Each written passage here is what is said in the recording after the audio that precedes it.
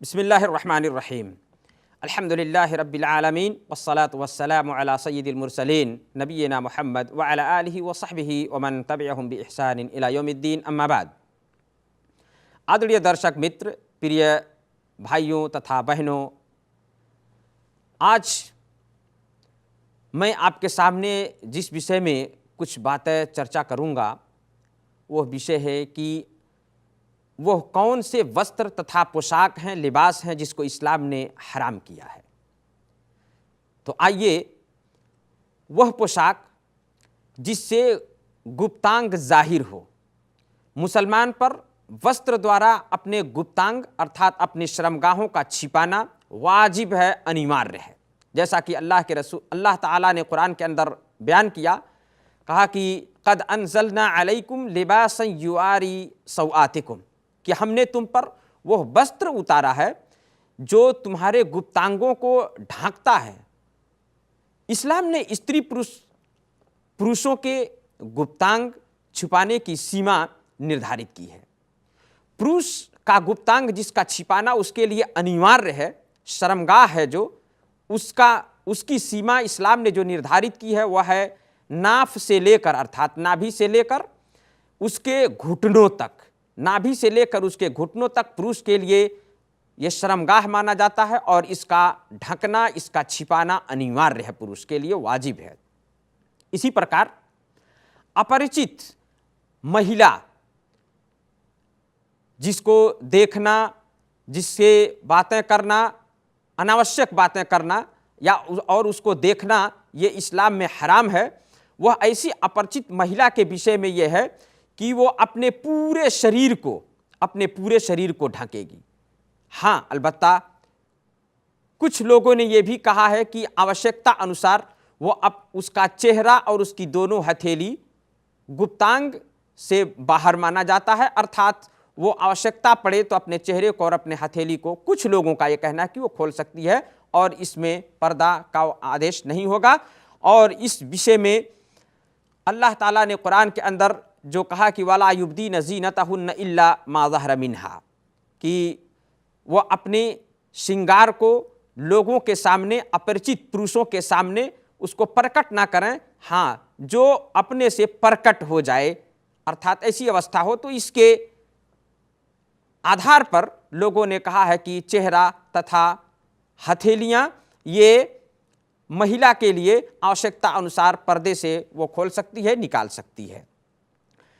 शरीर इसी प्रकार जो लिबास, जो पोशाक वर्जित है, हराम है इस्लाम के अंदर, उनमें से है कि शरीर से चिमटे हुए तंग वस्त्रों से शरीर को छिपाना ये वैध नहीं है, अर्थात वैध है, जायज़ नहीं है।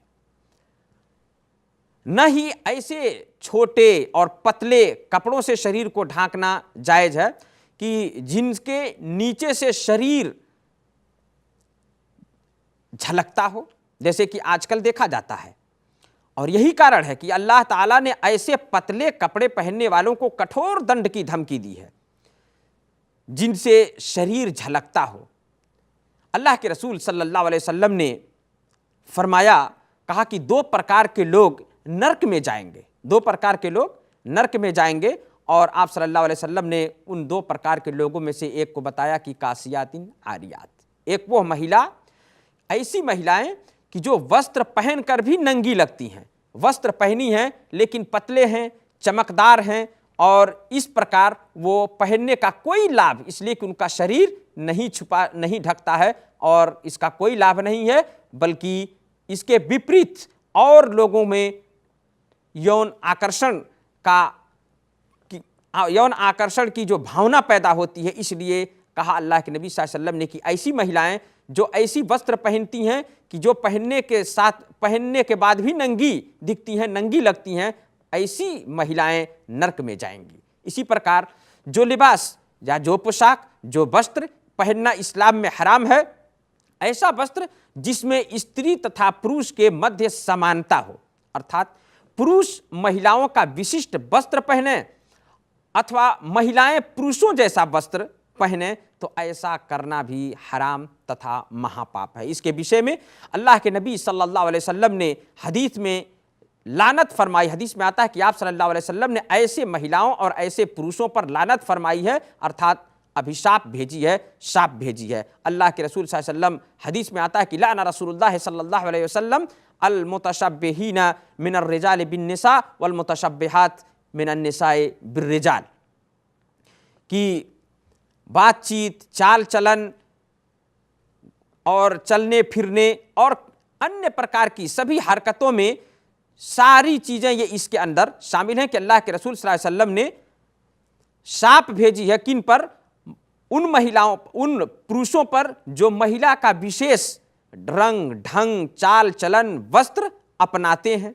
और इसी प्रकार उन महिलाओं पर भी अल्लाह के रसूल सल्लल्लाहु अलैहि वसल्लम ने शाप भेजी है कि जो पुरुषों के चाल चलन, पोशाक, वस्त्र में उन्हीं के जैसा अपनाती हैं, या पुरुषों का लिबास, जो विशेष और विशिष्ट लिबास पुरुष के लिए बना है, उसको महिलाएं जो पहनती हैं।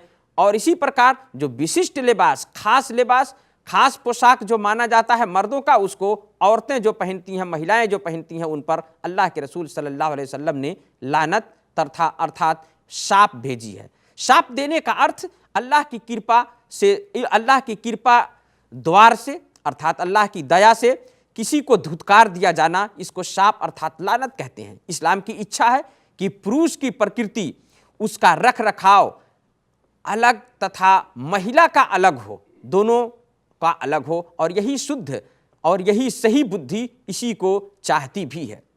इसी प्रकार जो पोशाक इस्लाम में हराम है वो पोशाक ये है कि जिस पोशाक में काफिरों की विशिष्ट धार्मिक वस्त्र जिसको माना गया हो, जो पोशाक काफिरों का विशिष्ट धार्मिक वस्त्र और पोशाक विशेष उनका पोशाक जिसको माना गया हो और उसमें उनकी समानता हो।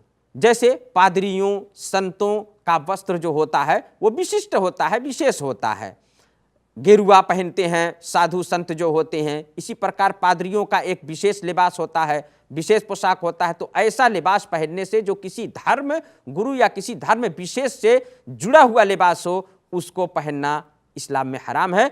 इसी प्रकार क्रॉस अर्थात किसी भी धर्म का विशिष्ट चिन्ह जिस लिबास पर हो वो चिन्ह लगा करके पहनना या उस चिन्ह का लटकाना, ये भी हराम है, वर्जित है। ऐसे सारे वस्त्र तथा चिन्ह पहनना हराम है। जैसा कि अल्लाह के रसूल सल्लल्लाहु अलैहि वसल्लम ने हदीस में कहा कि मन तशब्बह बिकौमिन फहुव मिनहुम, कि जो किसी भी समुदाय की समानता अपनाए, समानता और उसी के जैसा अपनाए और उसी के जैसा करे, वो उन्हीं में से होगा। हदीस के अंदर अल्लाह के नबी सल्लल्लाहु अलैहि वसल्लम ने इस प्रकार किसी भी प्रकार की दूसरे किसी धर्म विशेष की जो विशेष पोशाक हो, चाल चलन हो, कोई रीति रिवाज हो, उसको अगर मानता है तो नबी सल्लल्लाहु अलैहि वसल्लम ने इसे हराम किया और मना किया और कहा कि वो उन्हीं में से है। समानता में वो सभी वस्त्र आते हैं कि जिनमें किसी विशिष्ट धर्म अथवा पथभ्रष्ट समुदायों का कोई भी धार्मिक चिन्ह बना हुआ हो। यह समानता इस बात का स्पष्ट प्रमाण है कि मनुष्य का अपने धर्म से विश्वास उठ गया है। अपने धर्म पर उसको विश्वास नहीं है, जो दूसरे के धर्म विशेष की चिन्हों को और उसके विशेषताओं और उसके वस्त्रों को अपना रहा है। और इसका अर्थ यह है कि वो अपने पास उपस्थित जो सत्य धर्म है उस पर वो संतुष्ट नहीं है। समानता यही नहीं है कि कोई मुसलमान अपने देश में प्रचलित कोई भी वस्त्र पहनता हो, यद्यपि अर्थात अगरचे उसे पहनने वाले काफिर ही क्यों ना हो, इस्लाम को मानने वाले ही क्यों ना हो, लेकिन अधिकांश लोग अगर काफिर ही हैं और वही उस देश में पहना जाता है तो यही उसका वस्त्र है और यह समानता माना जाएगा और इसमें किसी प्रकार की आपत्ति इस्लाम में नहीं है। जैसे अल्लाह के रसूल सल्लल्लाहु अलैहि वसल्लम कुरैश जो गोत्र है मुशरिकों का वो था, लेकिन उन्हीं के समान वस्त्र पहना करते थे। मालूम हुआ कि वही वस्त्र नहीं पहनना है जिससे मना किया गया है और विशेष रूप से जिस वस्त्र से रोका गया है। इसी प्रकार जिस वस्त्र में जिसे अहंकार या अभिमान घमंड के साथ पहना जाए वो वस्त्र पहनना हराम है। अल्लाह के नबी सल्लल्लाहु अलैहि वसल्लम ने हदीस में कहा कि मन ला यदखुलुल जन्नत मन कान फी क़ल्बिही मिस्क़ालु ज़र्रतिन मिन किब्र, कि वह व्यक्ति स्वर्ग में नहीं जाएगा, स्वर्ग में नहीं जाएगा कि जिसके हृदय में एक कण के बराबर भी घमंड अर्थात अहंकार होगा। तो अहंकारी लिबास पहनना, अहंकार प्रकट करने के लिए यह भी इस्लाम के अंदर मना है। इसी प्रकार इस्लाम ने दूसरे तरीके से इसको बयान किया है कि मन जर्रा सौबहु खोयला लम यंजुरिल्लाहु इलैहि यौमल क़ियामा, कि जो घमंड करते हुए अहंकार दर्शाने के लिए अपने लिबास को, अपने पोशाक को, अपने वस्त्र को घिसेटता हुआ चले और घमंड के लिए उसको ऐसा पहने, तो अल्लाह अपनी दया की दृष्टि से महाप्रलय के दिन उसकी तरफ नहीं देखेगा। दया की दृष्टि, जरा विचार करें कि यदि अल्लाह महाप्रलय के दिन अपनी दया की दृष्टि से नहीं देखा और दया नहीं किया तो क्या अंजाम और क्या परिणाम होगा। तो ये उसके लिए, ऐसे व्यक्ति के लिए जो अहंकार है, अहंकारी लिबास पहने, अहंकारी पोशाक लगाए, ये हराम है। इसी अहंकार के कारण अल्लाह से दुआ है अल्लाह ताला हम सबको उन सभी, अल्लाह ताला हमें उन सभी पोशाकों, उन सभी वस्त्रों से हमें बचाए रखे और हमारे अंदर किसी भी प्रकार की जिससे अहंकार की भावना आती हो, हमारा घमंड पैदा होता हो, हमें ऐसे पोशाक, ऐसे वस्त्र और वह तमाम वस्त्र जिसको इस्लाम ने हराम तथा वर्जित किया है, हमें उससे बचने की अल्लाह तौफीक प्रदान करे। आमीन। वसल्लल्लाहु अला नबीना मुहम्मद व अला आलिहि व सहबिहि वसल्लम।